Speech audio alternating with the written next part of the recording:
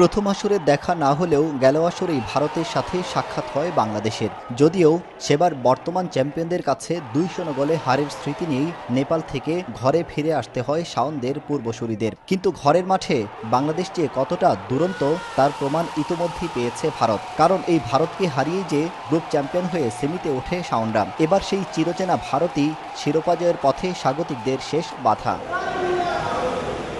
টুর্নামেন্টের শুরু থেকে দুর্দান্ত পারফরমেন্স করা বাংলাদেশ অবশ্য খুব বেশি চিন্তিত নয় ফাইনাল নিয়ে, কারণ আত্মবিশ্বাসের পাশাপাশি দলে নেই কোনো ইনজুরি সমস্যা।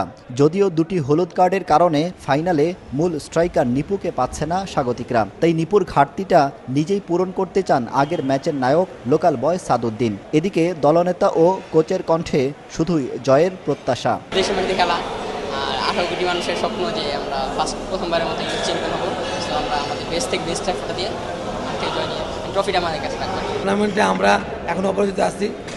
আমার আল্লাহ যদি আমাদের সহায় থাকে, আপনাদের ভালোবাসা থাকে, দোয়া থাকে, আমরা এই জয়টা বজায় রাখতে চাই। ফাইনালে যেহেতু আমার কলিগ আমার প্লেয়ার নিপুরে পাবো না, আমি 6 জায়গায় আমি ওর জায়গায় আরো কাবার দিতে হবে, আমার ভালো এফোর্ট দিতে হবে। অন্যদিকে ফাইনালের আগে ইনজুরি ভর করেছে ভারত দলে, যেখানে মূল 3 জন খেলোয়াড়ই থাকতে পারেন মাঠের বাইরে।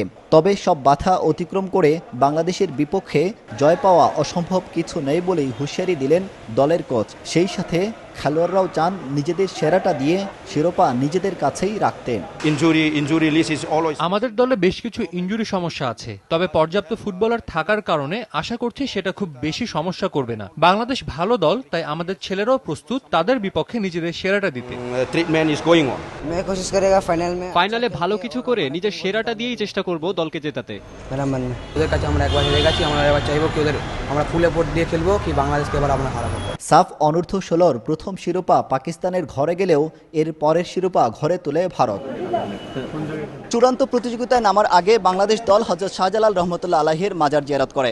এখানে প্রার্থনা জুড়ে ছিল 16 কোটি মানুষের প্রত্যাশা পূরণ করে সিলেটের মাঠে প্রথমবারের মতো ইতিহাস সৃষ্টির। আব্দুল আহাদ, সময় সংবাদ, সিলেট।